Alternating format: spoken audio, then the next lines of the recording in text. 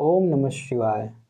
प्रिय साथियों, शिव महापुराण के पावन श्रवण में विद्वेश्वर संहिता में सदाचार, शौचाचार, स्नान, भस्म धारण, संध्या वंदन, प्रणव जप, गायत्री जप, दान, न्यायतः धनोपार्जन तथा अग्निहोत्र आदि की विधि एवं महिमा का वर्णन।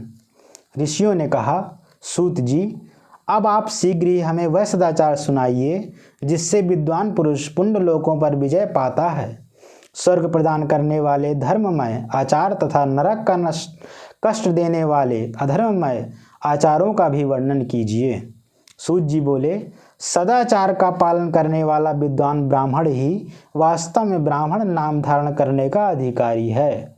जो केवल वेदोक्त आचार का पालन करने वाला एवं वेद का अभ्यासी है, उस ब्राह्मण की विप्र संज्ञा होती है।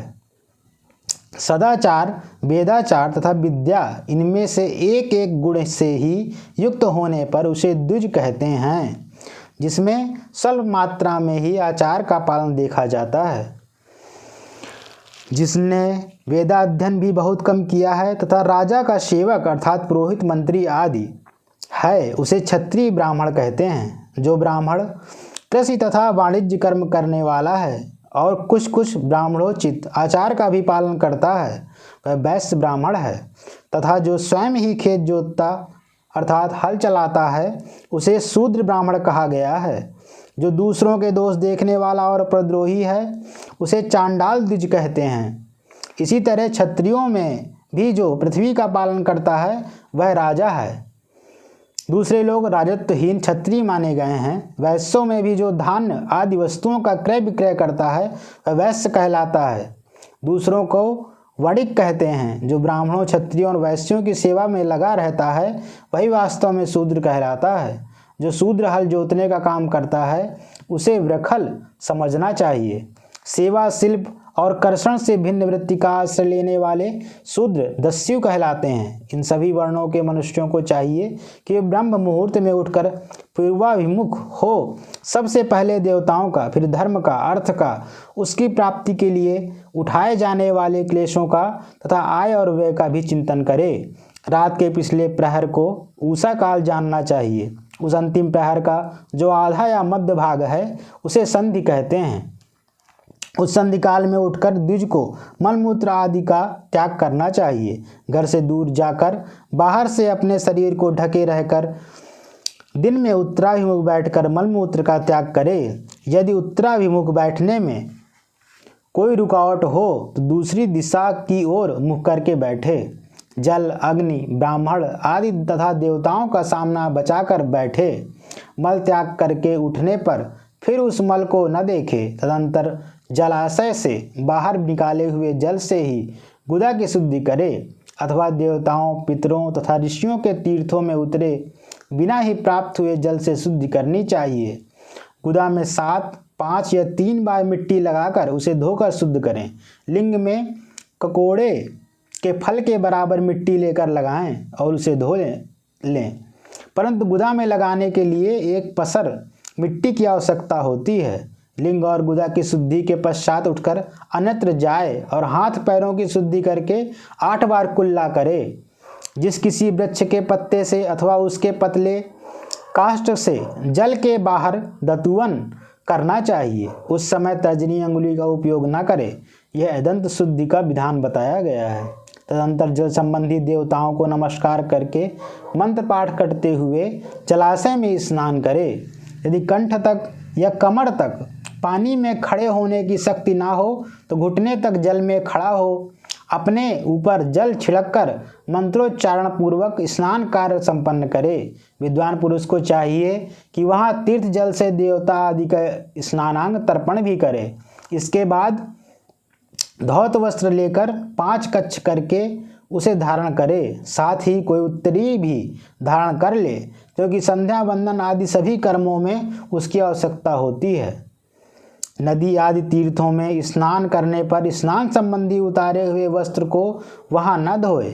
स्नान के पश्चात विद्वान पुरुष भीगे हुए उस वस्त्र को बावड़ी में, कुएं के पास अथवा घर आदि में ले जाए और वहां पत्थर पर लकड़ी आदि पर जल में या स्थल में अच्छी तरह धोकर उस वस्त्र को निचोड़े।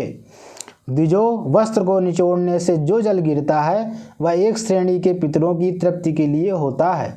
इसके बाद जाबाली उपनिषद में बताए गए मंत्र से भस्म लेकर उसके द्वारा त्रिपुंड लगाए। इस विधि का पालन न किया जाए, इसके पूर्व ही यदि जल में भस्म गिर जाए तो गिराने वाला नरक में जाता है।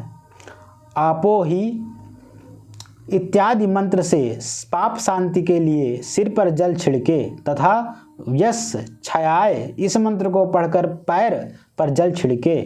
इसे संधि प्रोक्षण कहते हैं। अपो ही स्टाय इत्यादि मंत्रों में 3 ऋचाएँ हैं और प्रत्येक ऋचा में गायत्री छंद के 3-3 चरण हैं। इनमें से प्रथम ऋचा के 3 चरणों का पाठ करते हुए क्रमशः पैर, मस्तक और हृदय में जल छिड़के। दूसरी ऋचा के 3 चरणों को पढ़कर क्रमशः मस्तक, हृदय और पैर में जल छिड़के तथा तीसरी ऋचा के 3 चरणों का पाठ करते हुए क्रमशः हृदय, पैर और मस्तक का जल से पोषण करे। इसे विद्वान पुरुष मंत्र स्नान मानते हैं। किसी अपवित्र वस्तु से किंचित स्पर्श हो जाने पर, अपना स्वास्थ्य ठीक न रहने पर, राजा और राष्ट्र पर भय उपस्थित होने पर तथा यात्रा काल में जल की उपलब्धि न होने की व्यवस्था आ जाने पर मंत्र स्नान करना चाहिए। प्रातःकाल सूर्यस्य मां मनुष्यश्च इत्यादि सूर्यानुवाक से तथा सायंकाल अग्निश्च मां मनुष्य इत्यादि अग्नि संबंधी अनुवाक से जल का आचमन करके पुनः जल से अपने अंगों का पोषण करे। मध्याह्न काल में भी आपः पुनन्तु इस मंत्र से आचमन करके पूर्वत पोषण या मार्जन करना चाहिए। प्रातःकाल की संध्योपासना में गायत्री मंत्र का जप करके 3 बार ऊपर की ओर सूर्य देव को अर्घ्य देने चाहिए। ब्राह्मणों, मध्याह्न काल में गायत्री मंत्र के उच्चारण पूर्वक सूर्य को एक ही अर्घ्य देना चाहिए। फिर सायंकाल आने पर पश्चिम की ओर मुख करके बैठ जाए और पृथ्वी पर ही सूर्य के लिए अर्घ्य दे, अर्थात ऊपर को नहीं।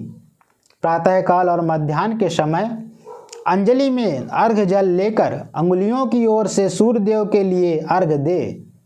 फिर अंगुलियों के छिद्र से ढलते हुए सूर्य को देखे तथा उनके लिए स्वतः प्रदक्षिणा करके शुद्ध आचमन करे।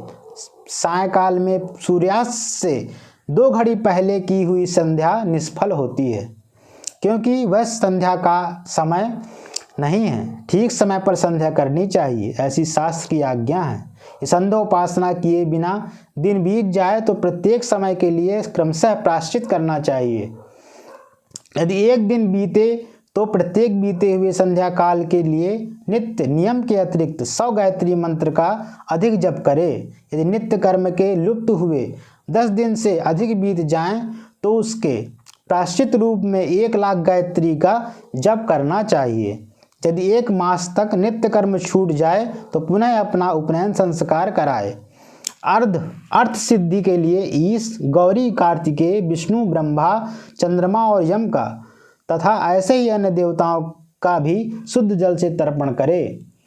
फिर तर्पण कर्म को ब्राह्मणार्पण करके शुद्ध आचमन करे। तीर्थ के दक्षिण प्रशस्त मठ में, मंत्रालय में, देवालय में, घर में तथा अथवा अन्य किसी नियत स्थान में आसन पर स्थिरता पूर्वक बैठकर विद्वान पुरुष अपनी बुद्धि को स्थिर करे और संपूर्ण देवताओं को नमस्कार करके पहले प्रणव का जप करने के पश्चात गायत्री मंत्र की आवृत्ति करे। प्रणव के आ, उ और मा इन तीनों अक्षरों में जीव और ब्रह्म की एकता का प्रतिपादन होता है। इस बात को जानकर प्रणव अर्थात ओम का जप करना चाहिए। जप काल में यह भावना करनी चाहिए कि हम तीनों लोकों की सृष्टि करने वाले ब्रह्मा, पालन करने वाले विष्णु तथा संहार करने वाले रुद्र की, जो स्वयं प्रकाश चिन्मय है, उपासना करते हैं। यह ब्रह्म स्वरूप ओंकार हमारी कर्मेंद्रियों और ज्ञानेंद्रियों की वृत्तियों को, मन की वृत्तियों को तथा बुद्धि वृत्तियों को सदा भोग और मोक्ष प्रदान करने वाले धर्म एवं ज्ञान की ओर प्रेरित करे। प्रणव के इस अर्थ का बुद्धि के द्वारा चिंतन करता हुआ जो इसका जप करता है वह निश्चय ही ब्रह्म को प्राप्त कर लेता है। अथवा अर्थानुसंधान के बिना भी प्रणव का नित्य जप करना चाहिए। इससे ब्राह्मणत्व की पूर्ति होती है। ब्राह्मणत्व की पूर्ति के लिए शेष ब्राह्मण को प्रतिदिन प्रातःकाल 1 सहस्त्र गायत्री मंत्र का जप करना चाहिए। मध्याह्न काल में 100 बार और संध्या काल में 28 बार जप की विधि है। अन्य वर्ण के लोगों को अर्थात क्षत्रिय और वैश्य को तीनों संध्याओं के समय यथासाध्य गायत्री जप करना चाहिए। शरीर के भीतर मूलाधार, स्वाधिष्ठान, मणिपुर, अनाहत, आज्ञा और सहस्त्रार ये 6 चक्र हैं। इनमें मूलाधार से लेकर सहस्त्रार तक 6 स्थानों में क्रमशः विद्येश्वर, ब्रह्मा, विष्णु, ईश, जीवात्मा और परमेश्वर स्थित है। इन सब में ब्रह्म बुद्धि करके इनकी एकता का निश्चय करे और वह ब्रह्म मैं हूँ ऐसी भावना पूर्वक प्रत्येक श्वास के साथ सोहम का जप करे। उन्हीं विद्येश्वर आदि की ब्रह्मरंध्र आदि में तथा इस शरीर में बाहर भी भावना करे। प्रकृति के विकारभूत महतत्व से लेकर पंचभूत पर्यंत तत्वों से बना हुआ जो शरीर है, ऐसे सहस्त्रों शरीरों का एक एक अजपा गायत्री के जप से एक एक के क्रम से अतिक्रमण करके जीव को धीरे धीरे परमात्मा से संयुक्त करे। यह जप का तत्व बताया गया है। 100 अथवा 28 मंत्रों के जप से उतने ही शरीरों का अतिक्रमण होता है। इस प्रकार जो मंत्रों का जप है, इसी को आदि क्रम से वास्तविक जप जानना चाहिए। सहस्त्र बार किया हुआ जप ब्रह्मलोक प्रदान करने वाला होता है, ऐसा जानना चाहिए। 100 बार किया हुआ जप इंद्रपद की प्राप्ति कराने वाला माना गया है। ब्रह्मणेतर पुरुष आत्मरक्षा के लिए जो स्वल्प मात्रा में जप करता है, वह ब्राह्मण के कुल में जन्म लेता है। प्रतिदिन सूर्योपस्थान करके उपयुक्त रूप से जप का अनुष्ठान करना चाहिए। 12 लाख गायत्री का जप करने वाला पुरुष पूर्ण रूप से ब्राह्मण कहा गया है। जिस ब्राह्मण ने 1 लाख गायत्री का जप भी ना किया हो, उसे वैदिक कार्य में ना लगाए। 70 वर्ष की अवस्था तक नियम पालन पूर्वक कार्य करे। इसके बाद गृह त्याग का संन्यास ले ले। परिव्राजक या सन्यासी पुरुष नित्य प्रातःकाल 12,000 प्रणों का जप करे। यदि एक दिन इस नियम का उल्लंघन हो जाए तो दूसरे दिन उसके बदले में उतना मंत्र और अधिक जपना चाहिए और सदा इस प्रकार जप को चलाने का प्रयत्न करना चाहिए। यदि क्रमशः 1 मास आदि का उल्लंघन हो गया तो 1.5 लाख जप करके उसका प्रायश्चित करना चाहिए। इससे अधिक समय तक नियम का उल्लंघन हो जाए तो पुनः नए सिरे से गुरु से नियम ग्रहण करे। ऐसे करने से दोषों की शांति होती है, अन्यथा वह रौरव नरक में जाता है। जो सकाम भावना से युक्त गृहस्थ ब्राह्मण है, उसी को धर्म तथा अर्थ के लिए यत्न करना चाहिए। मोक्ष ब्राह्मण को तो सदा ज्ञान का ही अभ्यास करना चाहिए। धर्म से अर्थ की प्राप्ति होती है, अर्थ से भोग सुलभ होता है, फिर उस भोग से वैराग की संभावना होती है। धर्म पूर्वक उपार्जित धन से जो भोग प्राप्त होता है, उससे एक दिन अवश्य वैराग का उदय होता है। धर्म के विपरीत अधर्म से उपार्जित हुए धन के द्वारा जो भोग प्राप्त होता है, उससे भोगों के प्रति आसक्ति उत्पन्न होती है। मनुष्य धर्म से धन पाता है, तपस्या से उसे दिव्य रूप की प्राप्ति होती है। कामनाओं का त्याग करने वाले पुरुष के अंतःकरण की शुद्धि होती है। उस शुद्धि से ज्ञान का उदय होता है, इसमें संशय नहीं है। सतयुग आदि में तप को ही प्रशस्त कहा गया है, किंतु कलयुग में द्रव्य साध्य धर्म अर्थात दान आदि अच्छा माना गया है।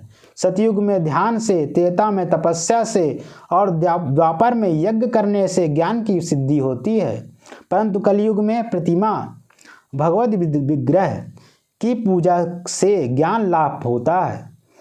अधर्म हिंसा अर्थात दुख रूप है और धर्म सुख रूप है। अधर्म से मनुष्य दुख पाता है और धर्म से वह सुख एवं अभ्युदय का भागी होता है। दुराचार से दुख प्राप्त होता है और सदाचार से सुख। अतः भोग और मोक्ष की सिद्धि के लिए धर्म का उपार्जन करना चाहिए। जिसके घर में कम से कम 4 मनुष्य हैं, ऐसे कुटुंबी ब्राह्मण को जो 100 वर्ष के लिए जीविका अर्थात जीवन निर्वाह की सामग्री देता है, उसके लिए वह दान ब्रह्मलोक की प्राप्ति कराने वाला होता है। एक सहस्त्र चंद्रायण व्रत का अनुष्ठान ब्रह्मलोकदायक माना गया है। जो क्षत्रिय एक सहस्त्र कुटुंब को जीविका और आवास देता है, उसका वह कर्म इंद्रलोक की प्राप्ति कराने वाला होता है। 10,000 कुटुंबों को दिया हुआ आश्रय दान ब्रह्मलोक प्रदान करता है। दाता पुरुष जिस देवता को सामने रखकर दान करता है, अर्थात वह दान के द्वारा जिस देवता को प्रसन्न करना चाहता है, उसी का लोक उसे प्राप्त होता है। यह बात वेद वेत्ता पुरुष अच्छी तरह जानते हैं। धनहीन पुरुष सदा तपस्या का उपार्जन करे, क्योंकि तपस्या और तीर्थ सेवन से अच्छा सुख पाकर मनुष्य उसका उपभोग करता है। अब न्यायतः धन के उपार्जन की विधि बता रहा हूँ।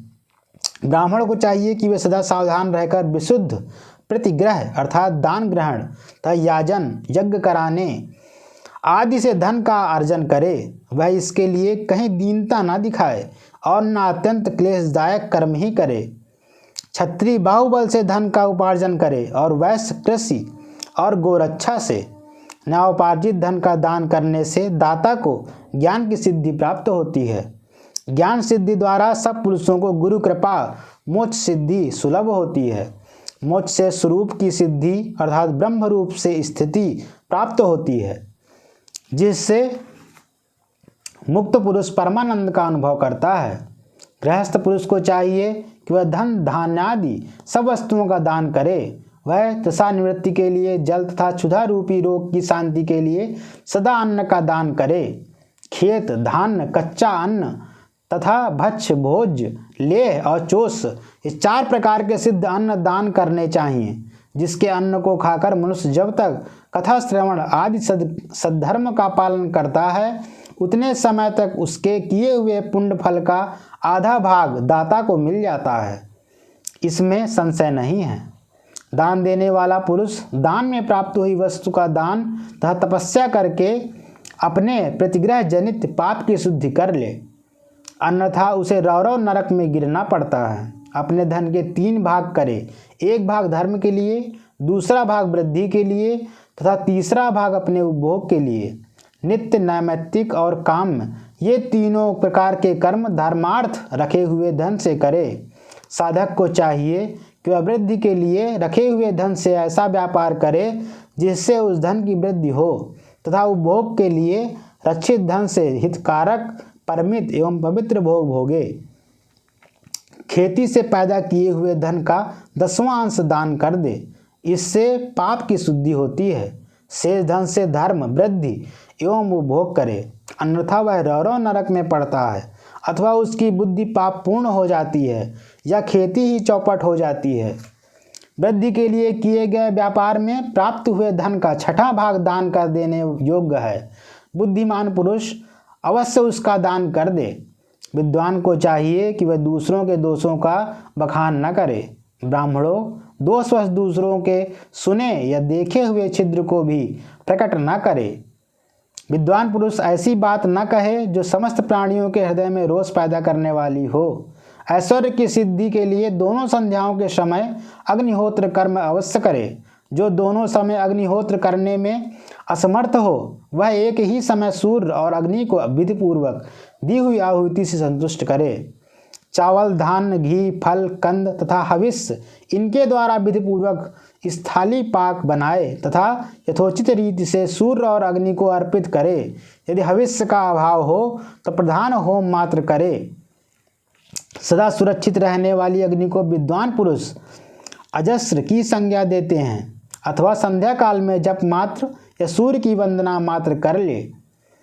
आत्मज्ञान की इच्छा वाले तथा धनार्थी पुरुषों को भी इस प्रकार विधिवत उपासना करनी चाहिए। जो सदा ब्रह्म यज्ञ में तत्पर होते हैं, देवताओं की पूजा में लगे रहते हैं, नित्य अग्नि पूजा एवं गुरु पूजा में अनुरक्त होते हैं तथा ब्राह्मणों को तृप्त किया करते हैं, वे सब लोग सर्वलोक के भागी होते हैं।